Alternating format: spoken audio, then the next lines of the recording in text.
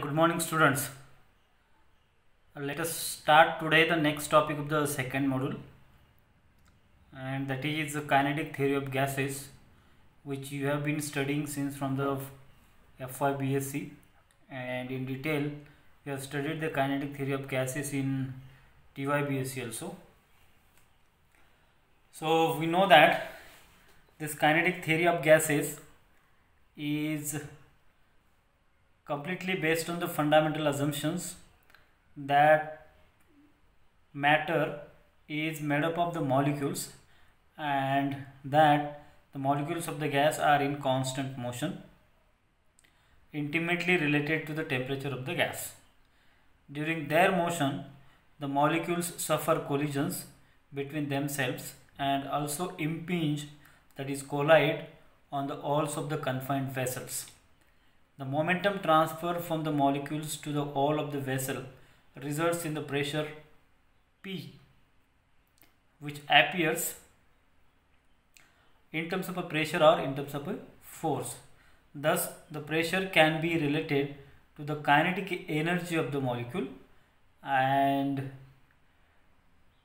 to consider the collision of just one particle of a mass m traveling with a velocity v in a particular direction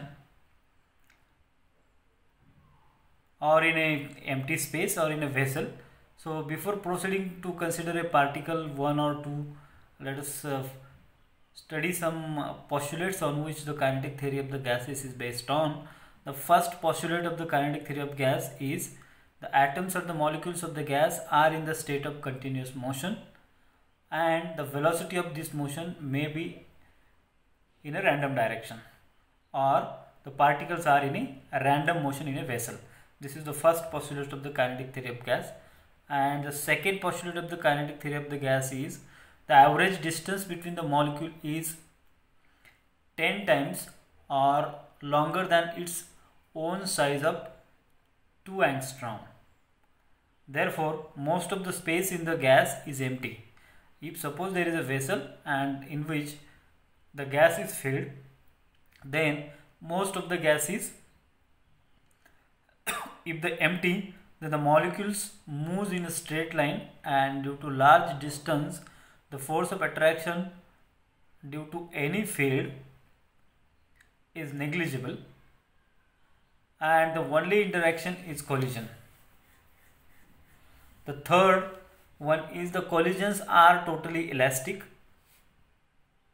Volume of the gas is taken as a total volume covered by its molecule, including the magnetic space between them. Now let us see the pressure of the gas on the basis of kinetic theory of the gases. How you will get the momentum and pressure or a velocity if the gas is filled in a particular vessel or in a container. Then what happens generally is, when the particles are bombarding on the walls of the vessel, then that exerts a pressure or a force on the walls of the container, isn't it? And hence I can say the pressure P exerted by the gas molecules or gas particles on the wall of the vessel is equal to force upon unit cross sectional area F by A, where dp by dt is the rate of change of momentum per unit time, where P is a momentum. This is a small p, dp by dt. P is a momentum, whereas the above P is a pressure, capital P is a pressure. Now see, I have drawn a graph for Vx, Vy and Vz and V, where V is the velocity of the gas particles if the gas is filled in a particular vessel. Vx, Vy and Vz are the three directions of a gas of a particle in a vessel along x direction, y direction, z direction. Why? Because these gas particles in a vessel has a random direction, just we have studied in the postulates of the kinetic theory of gases. So in a given quantity of a gas, let there be a molecules, n number of molecules of a mass m in each field in a cube of side A. Suppose this gas is filled in a cubical shape whose side is small a. At yz plane, the molecule strikes with the velocity Vx and reflects back with velocity minus Vx. Then the change in the velocity is double. One side going in Vx direction and again coming back. So minus minus, that means Vx minus times Vx will become 2 times Vx. Hope you understood this. Then the change in momentum is 2 times m into Vx.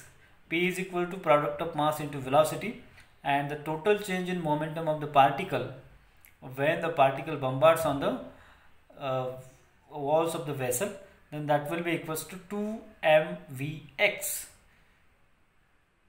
Time after which it strikes again is, that means the time duration between the collision can be calculated by using the simple formula velocity equals to distance upon time, and hence time is equals to distance upon velocity. So how much distance that particular particle is traveling when those are colliding with the walls of the vessel? The distance traveled by the particle during the collision is equals to 2 times the side of the cube, that means 2a divided by the velocity along the particular direction. Now here the direction that we have considered is the Vx, so the time after which the gas particle strikes again is equals to 2a by Vx. Now force on the all is, so force is equals to 2 mvx square divided by 2a. Now 2 will get cancelled to each other and we'll get mvx square by a. Now the force due to all n number of particles on the all can be calculated. Fx, that means force along the x direction, is equals to 2 mvx square by 2a, and this is equals to mvx square by a. Just now we have above calculated the force. This is nothing but the force due to all n number of particles. You can, and the pressure will be P is equals to mnvx square by a. In the force due to all n number of particles on the all, n is left, small n is left. You can add that n later on, or I can add right now here. Here must be a n, right? Let it be. I'll add later on. You please consider that Fx is equals to mnvx square by a, because force due to all n number of molecules on the all, and P is the pressure, m into n into Vx square by a. So according to the Pascal's law, pressure in all direction is the same, and therefore pressure along x direction, y direction and z direction, Px, Py and Pz is equals to m into n into Vx square by a cube. Why? Because you are considering all the three directions. So the total pressure P is equal to Px plus Py plus Pz is equals to, I can take out mn common, so m into n into Vx square plus Vy square plus Vz square divided by 3a cube. So hence the total pressure will become P is equal to m into n into V square divided by 3a square. V square is nothing but addition of all velocities along all the directions, that means Vx square plus Vy square plus Vz square is equals to V, and therefore we got the total pressure P is equals to m into n into V square by 3a cube. Let there be n number of molecules in the different velocities. V1 and V2, V3 are the three different velocities. Likewise, you can consider n number of velocities of the particle, and hence the total pressure P will become P is equals to m into n divided by 3a square into V1 square plus V2 square plus V3 square plus dot dot dot Vn square by n. That bracket V1, V2, Vn square is the multiplied to the denominator or the whole term. It's not at the multiplied to the denominator, sorry, it's a multiplied to a numerator, that means mn into v1 square plus v2 square plus dot dot dot plus vn square by n, I can write, divided by 3a square. So this is the pressure for n molecules in a different velocities, isn't it? And how many velocities we have? We have n number of velocities, v1, v2, v3, likewise vn. So total pressure P is equals to mn into c square by 3a cube, mn c square by 3v, where v is the volume now here, not the velocity, because a cube is here volume, where c is the RMS velocity, isn't it? And hence in totality I can write the total pressure due to n number of molecules in a different velocity, capital P is equal to rho c square by 3. And what is rho? Rho is a density, or you can say rho is m by v, mass per unit volume, isn't it? So total pressure we got P is equal to rho by c, rho c square by 3, isn't it? So this is the total pressure, and hence I can say the average kinetic energy. From pressure we can calculate the kinetic energy also. Kinetic energy of the molecule is the same for all gases and is proportional to the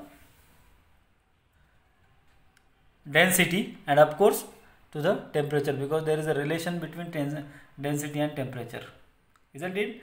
Let's go for the next topic, that is flow regimes.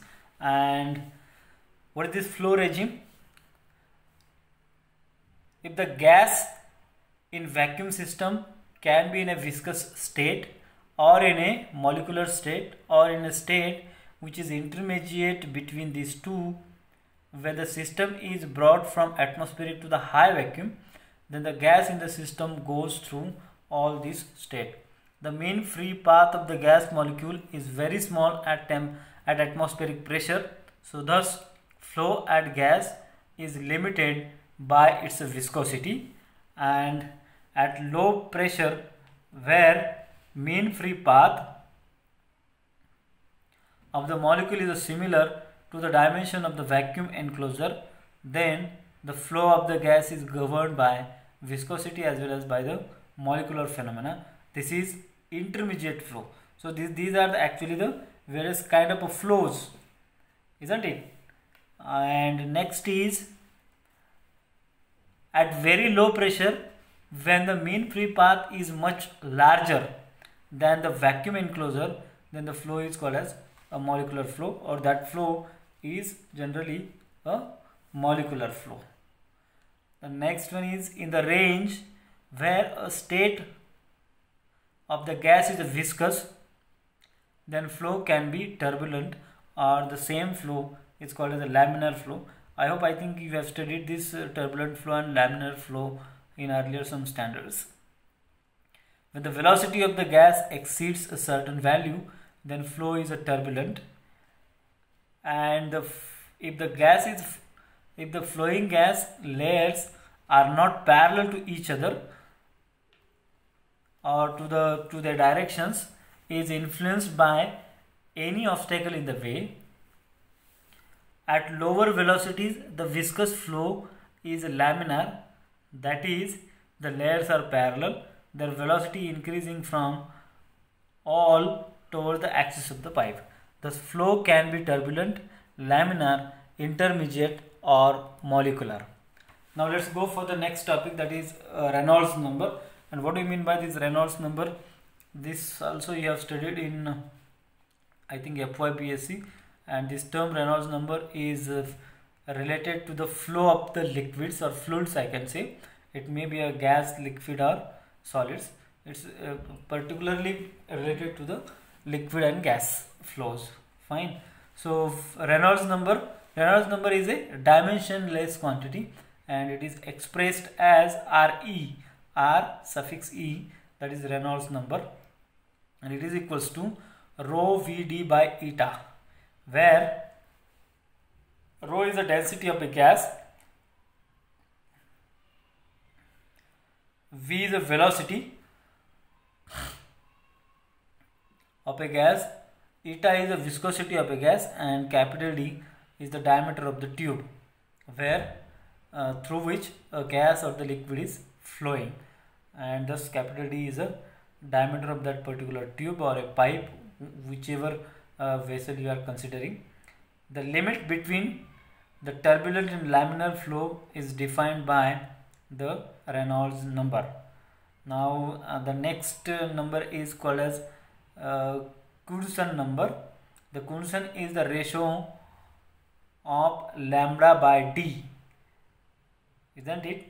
That means the wavelength divided by the diameter of the tube between diameter of the pipe and the mean free path.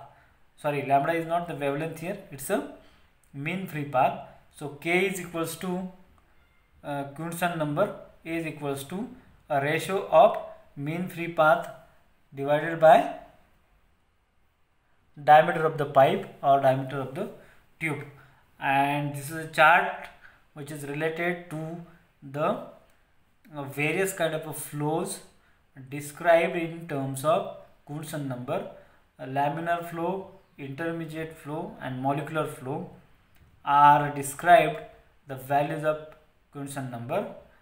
Now see, if the state of the gas is a viscous, then its a flow regime is a turbulent, then flow of the fluid can be a turbulent if its a Knudsen number is greater than 2100, isn't it? Sorry, it's not a Knudsen number. RE is a Reynolds number.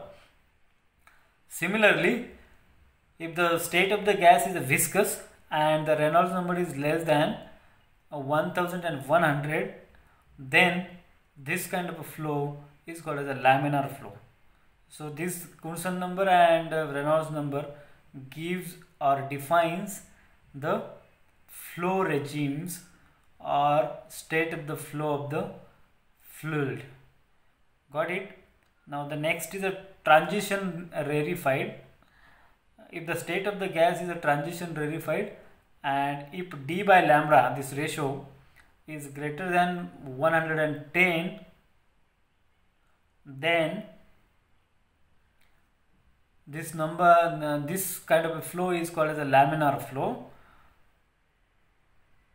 If the state of the gas is a transition rarefied and the ratio D by lambda is greater than 1 but less than 110, then this kind of a flow is called as intermediate flow, and this is represented by using the Knudsen number. Similarly, if the transition state of the gas is a transition rarefied and if the Knudsen number D by lambda is less than 1, then this kind of flow of the fluid is called as the molecular flow. Got it? So I think this is fine for this lecture. Next time we'll go for the next topic of this module. Thank you.